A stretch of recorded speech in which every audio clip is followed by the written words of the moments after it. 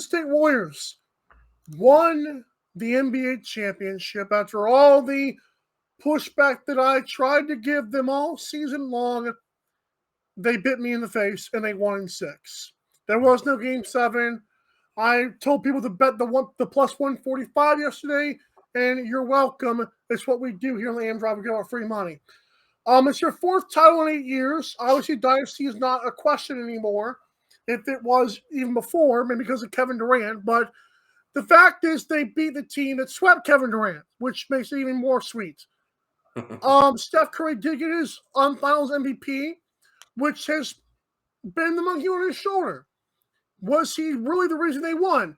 Well, I can confidently say the first time since he's won a championship, he was the sole reason they won.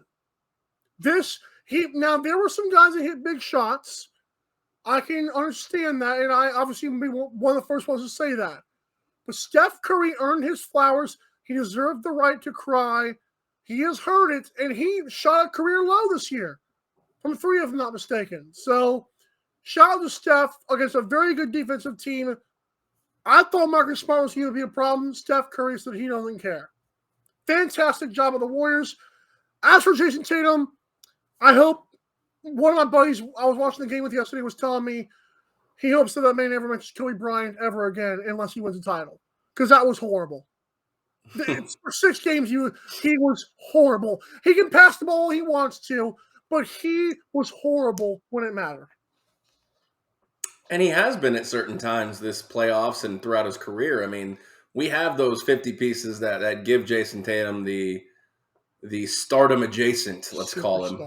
Yeah, let's call it superstar adjacent at this point. But he's not yet quite there, in my opinion, in your opinion, and what seems to be a lot of people's opinions.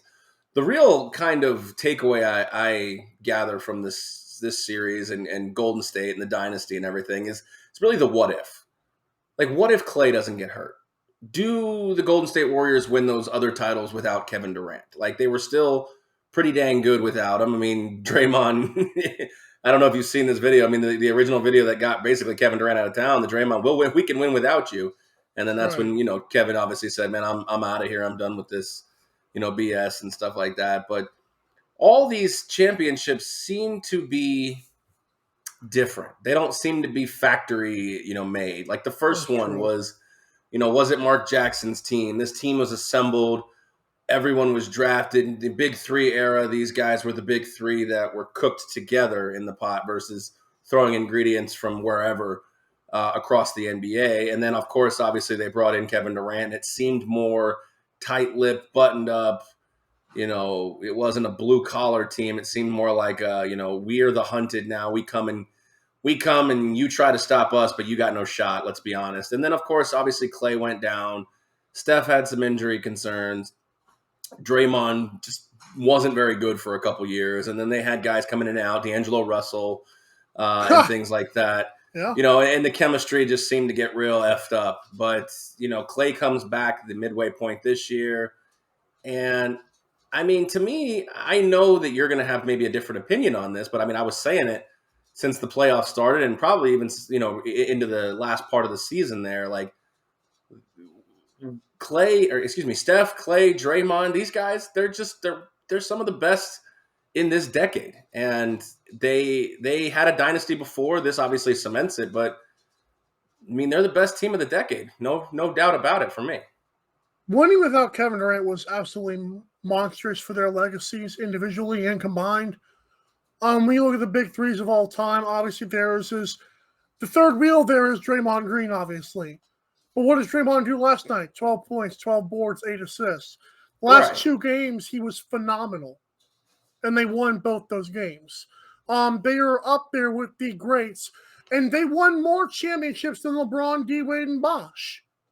Mm-hmm. No one even thinks about that. But I do. 6 finals, 8 years. Yeah. It's insane.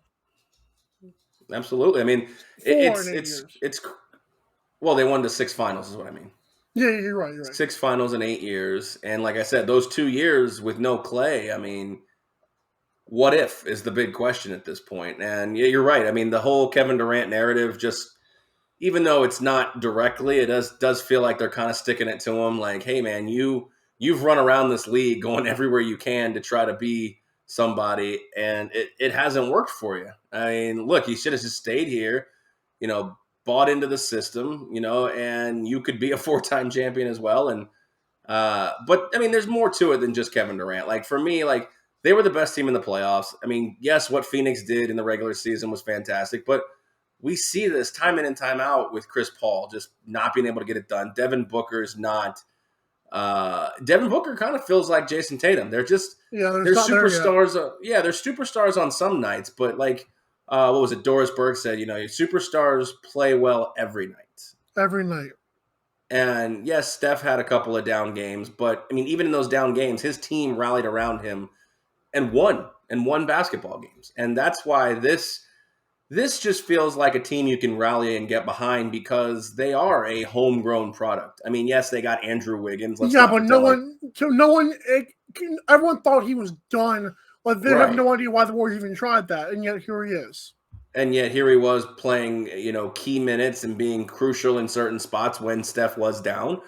And you know, like I said, like this is just a team it feels easier to get behind. Almost kind of like if the Mavericks were the same way. Like the Mavericks could have been a team you could get behind. They have that one guy that's a likable superstar, doesn't create a lot of friction or waves, just goes about his business, has fun, seemingly has fun with, you know, the game and outside of the game.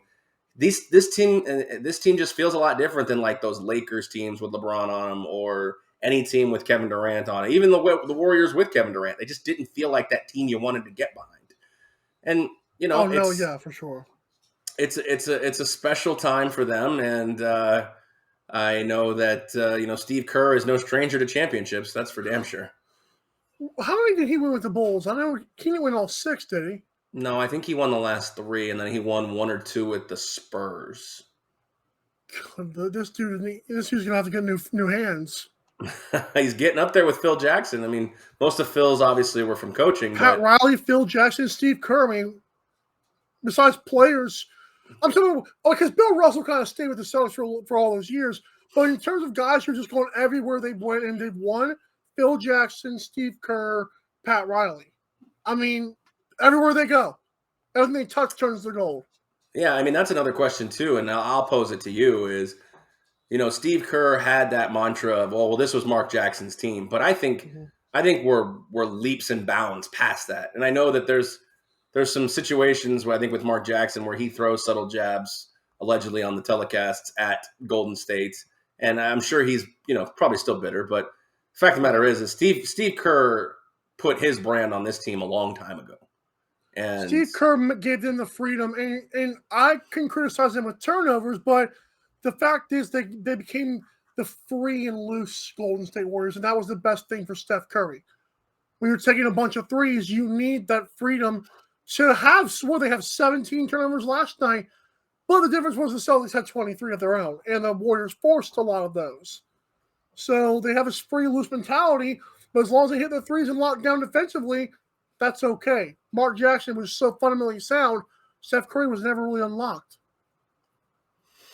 so, what do you think about 2023 now? I know we're going to talk about picking futures, you know, later on in the show here, but like you look at these two teams, and obviously Golden State's the favorite again to win it all here at this point. And you know, you look at obviously the guys we've talked about. I mean, another one we haven't even talked about is Jordan Poole, adding him into this mix. 15 off the bench.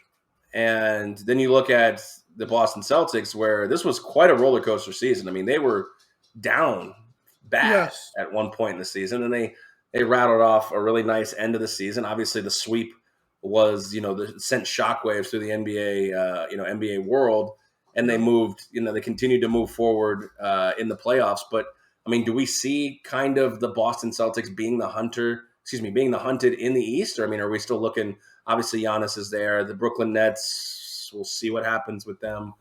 But I just feel like Golden State is just leaps and bounds over the NBA, where Boston might not enjoy that same fruit of success. Here's what's sad. Here's what's crazy about Boston. On top of all what you just said, Jason Tatum and Jaylen Brown. Now their expectations, they were already kind of high to get better, but now it's like is this the future of Boston? Were they the answer, or will they always be just good but not good enough? Because I mean, how many times people were calling to break them up, and you could still argue that hasn't technically been answered. They made it to the finals, and Jason Tatum falls flat on his face while Jaylen Brown goes crazy. So you have to wonder, that narrative's going to get even stronger now, because now it's like, okay, well, you got there and you better get back. Well, that's the question now. What's the piece that gets him over the hump now? Big man? Another guy, a third option, to say, hey, look, when Jalen's or Jason's not having a night, here's a guy who can come in and, still give you 20. I mean, right. Because they have the Marcus Smarts and the Al Horfords and the Grant Williams. Sure, they've got the role players. They have the big blocker inside Robert Williams. They've got the wing players. One person I heard rumors of, I don't agree with it, but I want to hear your take of it, is I don't know what it would take to get this guy there, but a guy like Russell Westbrook. I don't know about Russell Westbrook. It doesn't sound as far-fetched as it initially hits you.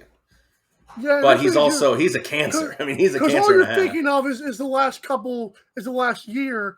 But even in Washington, he was fantastic. In OKC, he won an MVP and brought his team to the playoffs. Maybe, but they do need a point guard. I know Marcus Smart and Ian and other people has improved. He's still not a point guard. No, he's a Patrick Beverley type. He plays. Yeah, he plays his defense. He gets in your face. He's a nag. But as far as a true point, he is not. So yeah, I can get down with that too. But congratulations, hats off to the Warriors. Tip of the cap. They won the damn thing. I thought this would go 7, but they decided to shut it down. And it wasn't close. I mean, Boston tried to get cute, but that was about it. Agreed. Well,